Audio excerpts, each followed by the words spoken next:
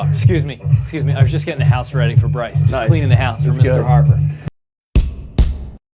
Welcome to Crossing Broad, special emergency video edition of, I don't even know, whatever the fuck we're calling this. Whatever. Bryce Harper Happy times. Bryce has Harper, happy signed, times. will sign with the Phillies for 13 years, $330 million at an average annual value of about $25 million per year and change, which is actually low enough to allow them to sign another mega contract in 2 years and squeeze Mike Trout. Yeah, Mike Trout. under the luxury tax threshold. Are you? I don't even want to stand that close to you. I'm pretty excited, dude. 117 do you have restrictive days. pants on right now? Are they? I made sure to wear my tight jeans. 117 days of this. And I'll tell you what, I tweeted it out as soon as it was all over. I'm like, I feel like it's part of me. Like, blogging about Bryce Harper rumors for the last 4 months, I don't even know what to do with myself right now. No more John Heyman, no more Bob Nightingale. Like, I feel liberated, but yet scared at the same time. Well, good news. You're going to get to write about him or talk about him for the next 13 years. Until I'm 46 years old. So no opt-out, no deferred payment, no trade clause. Doesn't mean you can't get rid of a guy, but more or less, he's here forever. Yeah. Forever. My kid is 3. He will be here forever. So I can't even think about how old my kid's going to be. And I would say it's probably an even bet that I even live throughout the remainder of this contract. So, I mean, it's Bryce Harper till the grave. Okay. So there's a lot to unpack here. Let's start with the lineup. There's a lot of different ways this could go. Your projection. Let me just say this real fast. I probably watched, with my own free will, 140, 150 Phillies games last year. I probably did. That's unfortunate. And it was miserable. And there were so many nights where they wasted big-time pitching performances, especially in the first half of the season. You know, they were in first place going into August, and they really had a chance to extend that lead, if they would have just had a competent offense. And when you look at this lineup, it is so far removed from a year ago, and it's so much better than it was a year ago, and it's real reason to be excited. Not only do you have professional hitters in this lineup now, but you're balanced throughout. You have power in the middle with Harper, Hoskins, Real Muto, and then even all the way down to the bottom third of the lineup, you're talking about guys like Odubel Herrera that have the potential to hit for 60 extra base hits, a guy like Michael Franco, who may frustrate you in the 3-hole, but if you hit him 8th, if he's down 7, 8th in this lineup, that's a hell of a hitter to have that low in the order. This is a dynamic lineup, and the Phillies should score runs, and they should score a ton of runs this season. That's the part that I can't get my head around looking at this. So you look at this, you're like, okay, top of the lineup's great, middle of the lineup, predictably great. You get that here, you got veteran all-star caliber hitter. Now, granted, he's towards the end of his career, and Andrew McCutchen. Then you got Odubel Herrera, who, it was a season and a half ago we were talking about him being by far the Phillies' best hitter, all-star caliber player, and you got him projected in the 7-hole. And you got Michael Franco as the greatest 8th hitter in baseball. Yeah, right now. He still has the potential to hit. And he's 26 years old, by the way. Yeah. He's just coming into his prime. We've seen his upside. We've seen the low points. Chances are he plateaus somewhere on the positive side at the middle of that, batting at the bottom of the lineup. We've spent a lot of time talking about Michael Franco and the need to upgrade at third base. He's kind of underwhelmed. But yeah, you look at the age and you say, this is a guy that's only 26 years old. There's definite still 30 home run potential out of that bat. I think that there's still a chance that he can figure it out. He did have points in the middle of last season, second half of last season, where he kind of gave you legitimate reason to believe for prolonged stretches. So he did show flashes. I think that with this type of protection in the lineup, not asking him to do everything or be one of the main guys and kind of be an ancillary piece, I think that that's a pretty exciting situation, and I don't think that we're going to really feel like we missed out on Manny Machado, and that could be a real cold take 2 years from now, but I do think that when you have this type of lineup with this type of potency in the middle of it, and you put a player like this, a guy like Herrera, a guy like Franco down at the bottom of the lineup, that's pretty damn good. Now, the one question, and we've all kind of overlooked this in the early going because it's February still, and we've just been so hyper-focused on Bryce Harper, but Cesar Hernandez, injury concern here at the beginning of camp. Odubel Herrera came into camp in good shape. I know that's a little bit cliche, but he really did work to kind of put himself in a better position this season. He's hurt. There are some concerns here. Does Odubel Herrera become Roman Quinn? I don't know. The Phillies have an overload of outfielders. is it possible that a team, and I think it's less likely now that he's hurt especially, but could the Phillies move a guy like Nick Williams? Could they move a guy like Odubel Herrera? He has a very team-friendly contract, still a very productive player. There are some dominoes that are going to fall. And they might not happen before April, April 1st or opening day, which I think is the 27th. But at the very least, I think as we move on throughout the season, the Phillies have built enough depth that if they stay healthy, they can use some of these major league pieces to improve the roster. Well, and that's the beauty of having depth, that if you can sustain injuries, if you come in the camp and Odubel's hurt and you get another injury elsewhere, they previously would have been screwed. Now you have enough depth to flip these guys for a pitcher, and you could very easily pull a piece out here and put somebody as a number 2 or number 3 and starter. I'm not a huge Aaron Altera guy. He had a miserable 2018. I don't think he's as bad as he played a year ago, but he's a guy that can kind of hold the fort in center field should Herrera be out for an extended period of time, should Roman Quinn, who is also hurt, continue to miss time. But I think that they have enough options and enough depth that this is, no matter what happens here moving through spring training, unless we're talking about something catastrophic, obviously, they're going to be in pretty good shape. All right, so let's talk about this. Yeah, obviously you have MVP, elite caliber player in the middle here, but then you got Rhys Hoskins. What does this mean for Rhys? Harper, Real Muto. I think that if you're Rhys Hoskins, you have to be absolutely... A guy who already has pretty good command of the strike zone. You have to be elated if you're Rhys Hoskins. I mean, and I don't want to just destroy, kid. I don't want to destroy what the 2018 Phillies were, but I mean, let's be honest. It was Rhys Hoskins and a lot of parts that were just barely holding on. Mm-hmm. Now you surround him with major league quality hitters, and I mean, to just kind of to protect him between Harper and Real Muto, that's going to be absurd. Yeah, it's not even. I think you're underselling it by selling major league quality. I mean, you're talking. These are really, all-star Harper, hitters. Obviously, these are all-star hitters, both Harper and Real Muto. This has a chance to just be an absolute nightmare for opposing pitchers. Mm-hmm. And again, the balance is a big part of it. And that's sort of the reason why I know that the Dodgers came in at the end, and apparently they made a big short-term, high-money commitment to Harper. That was what they wanted to do. I never really understood Bryce Harper in the Dodgers lineup. They're already so left-handed heavy. Now, in this lineup, though, they needed this left-handed power bat. I mean, they really, truly needed it. It makes so much sense for the way that they compose their lineup, and I think that that's something to be really excited about. Cesar Hernandez, it came out, he played hurt at the end of last year. He had a bad foot, bad ankle, and it really showed the second half. He fell off a cliff. He was a disaster. Presuming that he comes back healthy, he's still a very good top-of-the-order type of hitter. You back him up with Gene Segura, who, 2-3 seasons ago was a 200-hit guy. These guys can set the table, and if these guys have the seasons that they're capable of, Jesus Christ. I mean, it's going to be fireworks. It's going to look like 2007, 2008 all over again. Well, and I'm going to need the pointer for this. So my favorite part of this here. So this is 89.5. This is their projected win total, and most sports books right now was 86.5 at the beginning of the day. So Bryce Harper equaled 3+ wins, which about makes sense, right? Here's why I think that's being undersold. I'm over on this all day. Look at this is kind of considering what they have in their lineup, right? And I'm not getting mathematical here. It's considering what they have in their lineup, what they've done before, right? Now start taking guys like Hoskins, who you're surrounding with real hitters, right? Take guys like Franco, who's out of the middle of the order, and he's hitting where he can swing freely, right? Now look at this. Do me a favor, just start reading. 28, 29, 26, 26, 28, 32, 27, 26. And 27.75. So that's an average age of 27.75. Anyone watching knows that basically every Major League Baseball player peaks at 29. 29, 30. 29 is the age, right? Now, do me a favor. Read these numbers.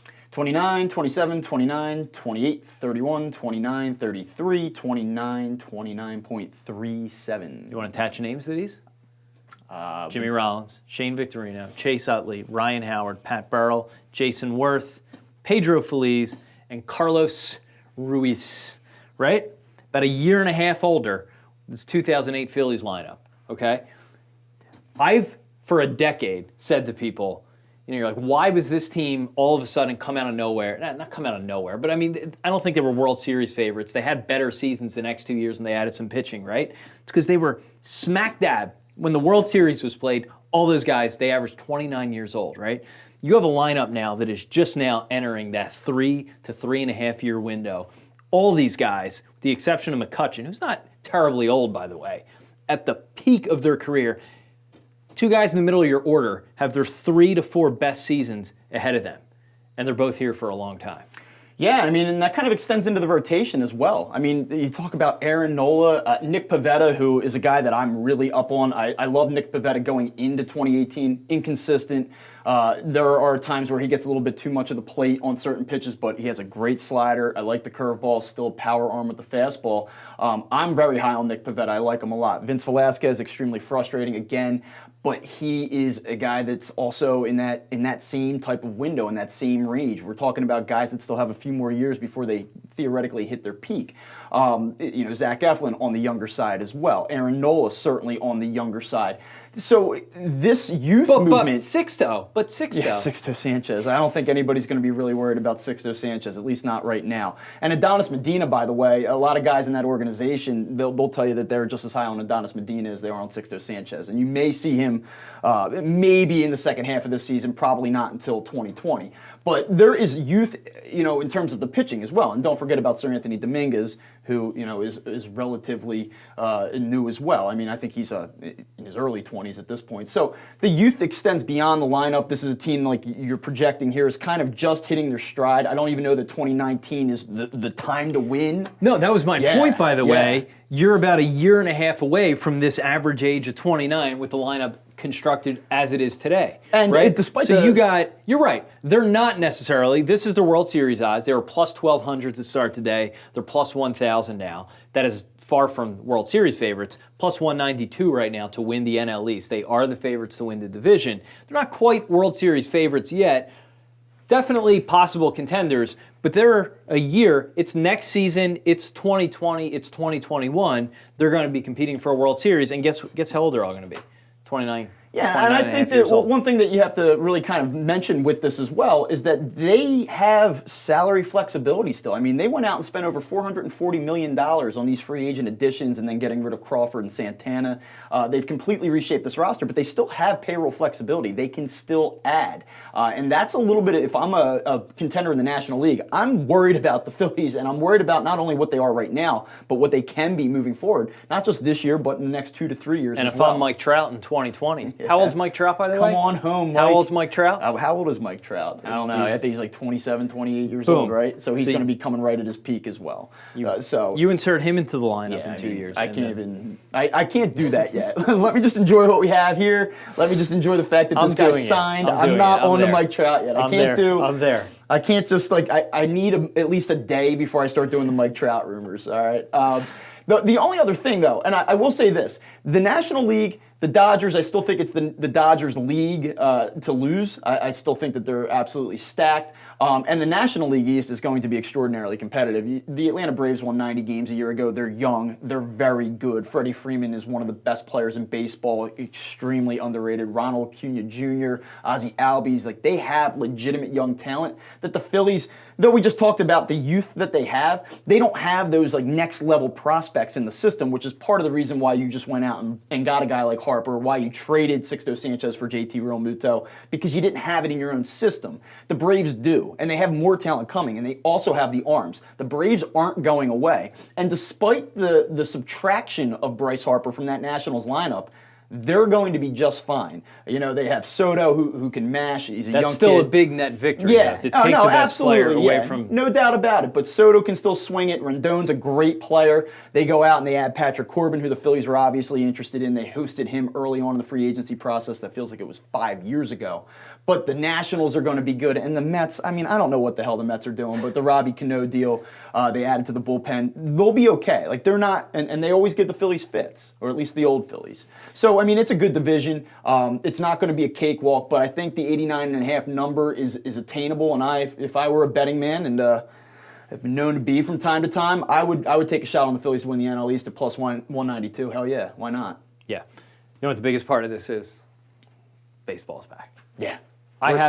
Look, baseball, yeah. I grew up, it's my sport. And you probably don't know that because you've known me the last two and a half years where the Phils have been completely irrelevant. And you've had the Eagles fill that void and the Sixers fill that void, right? This is a fun baseball town when this team is good. We experienced it from 2007, even into 2012. Yeah. And then it was just straight off a cliff. We're back. Baseball's back every night this summer. Tom McCarthy, I watched the spring training. I watched Greg Murphy go down to Jim Salisbury to break the news during the spring training game. And it was like, I'm listening to Tom McCarthy become relevant again. Yeah. He had not been relevant in 6 years, and you could hear it in his voice that Thomas, was becoming relevant, the Phillies broadcast becoming relevant, and that $2.5 billion contract, super relevant. I was in the car when the story broke, and I posted a story on the website from a Wawa parking lot in South Jersey, and then I proceeded to drive up to Doylestown, and I got like the Apple CarPlay thing, and I'm just looking at my screen, just going boom, boom, boom, boom, boom. 57 text messages from the time I left South Jersey up to Doylestown. People were very, very excited. And like, you know how you're saying, like you go back and you look at what it was like in 08, 09. Every night the game would be on in the 5th inning, somebody would pop a home run, you get the text message like boom. And then like the last 4 or 5 years, it's just me kind of going like, nobody's watching this. Nobody cares. I am, but nobody else cares, you know? The beautiful thing about baseball is it's the communal aspect. There's not much going on in the summer, right? And unlike certainly an Eagles game, or to a smaller extent, a Sixers game, you know, people are watching and they're sitting and you're watching that game and you're engaged in it. Baseball's different. It's every night. You have other things going on during the summer. The beauty of baseball, especially around here, is you go down the shore in the summer, you go to a bar, it's on TV. You go back to a house, it's on TV. You go to a restaurant, it's somewhere behind the bar on that tele. It's the soundtrack to the evening of summer, and no one has given a shit the last 5 years. Baseball's back, and you got a real contender. Yeah, my fiance hated me last summer. One of the most exciting baseball players on the planet. Like maybe one of only two guys who's actually marketable in baseball. I mean, if you wanted to, compare him to Trout. I mean, as much as I love, Trout, he's been knocked for his marketing. I mean, this is the guy. Yeah. This is the LeBron of baseball, right? Yeah, there's a sex appeal to it. I mean, and there's a trickle-down fact to that, or a factor to that. Rhys Hoskins, great player, isn't really a household name across Major League Baseball. He's going to become infinitely more interesting now. Guys like JT Realmuto, probably arguably the best catcher in Major League Baseball, but he played for the Marlins. It's easy to overlook him. Andrew McCutchen, great personality, a lot of fun, was great in Pittsburgh. People loved him in that city beyond what he just did on the baseball field. He's a personality. Even a guy like Odubel Herrera, who catches a ton of shit in the city. Huge personality. I'm telling you, huge personality. All of a sudden, if this is a 90-win team, he becomes productive again, hits 280, has his 50, 60 extra base hits. People are going to like him. If you get Herrera, you get him eventually hitting somewhere in here, and you have Triple H. Ooh, that could be fun. Yeah. T-shirt. That's all I got. Yeah. All right. We done? Stupid money. Stupid money's been spent. By the way, let's talk about John Middleton. Not that stupid. $25 million per year? Lock him up without an opt-out. Like, he gets the no trade, but I mean, that's kind of assumed, I would think, right? But you get him at a lower average annual value. You don't get the opt-out. You don't get the $400 million. You don't get the 370s, right? I said all along, I think what Boris has been trying to do the last 2 to 3 weeks is he knew the Phillies were their only realistic offer, and he was pulling at every string and every strand to get some level of leverage over the Phillies. And Middleton and the Phillies knew that they were the only real offer, and they didn't have to flinch. And that's why we've been in this stalemate, and that's why Bryce Harper didn't like Philly, and that's why he was going to the Giants, and that's why the Dodgers came in. Maybe you had another $300 million deal on the table. I bet you that offer was only in service to get Middleton to finally budge off what I'm guessing was $300 all along. That's a better deal than anybody expected, and I'm willing to bet Middleton held firm until the Dodgers came in and Boris was able to get himself a little bit of leverage back. And by the way, more money, more years, lower average annual value. That's not a terrible deal. I expected this to be somewhere in the 35 per range. Yep. I really did. That's kind of what I had anticipated. Now, to be at 25, I think that's fairly reasonable. Boris basically said today we had offers that were 45 a year on a shorter term basis. that Bryce Harper wanted to know for the duration of his career that he could be in one city. That was the big factor for Bryce Harper, apparently. You know, all this talk about how he didn't like Philly, I mean, that turned out to be complete bullshit because you don't take a 13-year deal with no opt-out if you didn't want to play here. So I saw some a-hole, well, some radio a-hole who already has trashed Bryce Harper before it even decided that he was or was not coming here. But you had someone say, well, how do you know he actually wants, someone tweeted, Bryce definitely wants to be here. And someone said, well, how do you know that? You don't know. 13 years with no opt-out. Yeah. He is maybe one of the 2 or 3 defining baseball players of a generation, right? And he just decided to spend the majority of his career, including all of the prime, in Philadelphia. You are not sold on a place to agree to that deal. So any doubt that he wanted to be here, you can't buy. If I said to you at age, if you were 26 years old and had your entire future of the thing you were built to do since the day you came out of the womb, right? And I said to you, you got to spend the next 13 years somewhere, there's not enough money you could pay someone to sign up for that unless they actually want to be there. And I will say, I think that this is partly a legacy move. I really do. I think that this was a legacy decision. He has a chance to put up Hall of Fame numbers in this stadium. He's had great success at Citizens Bank Park throughout his career. It's a very left-handed, hitter-friendly park. San Francisco certainly is not. And again, Dodgers might have been a 3-year deal, 4-year deal. There's LA. He knows that there's a stadiums. chance that he can come here. He's in a city which people will idolize him. They have a chance to turn this guy into a god. He can hit 40 home runs a year here, possibly. This is the type of deal that I think it's much more likely that he ends up, and I know I'm going to sound like a homer, but I'll say this because I truly believe it. I think that this move, him signing here, gave him the best chance to become a Hall of Fame baseball player. And I think that that's the trajectory he's been on. His numbers thus far, though he's been somewhat inconsistent at times, I think that that's where he's heading. Yeah. And it's a good park, and it's a big money ball club. Like I know we can sound like homers. It's not New York, it's not Boston, but in terms of what we can spend, what the Phillies can spend, they're right there with it. And you have a major East Coast market, unlike Washington, that can turn him among a region into a household name, and as much of a household name as you could be in Major League Baseball without playing for the Yankees or Red Sox. Philly is probably every bit as good of a bet as the Dodgers. I saw someone refer to the Dodgers as the big stage. You know, those are games that for the vast majority of the population are played at 10:30 at night. So I get that LA is the sexy town, but in terms of the environment at the ballpark and the actual market, like look at Mike Trout. He plays in Los Angeles. Granted, it's not the Dodgers. No one back east ever sees him. Yeah. You see him like 3 nights a year. I mean, overall, good career move. Phils are back in town.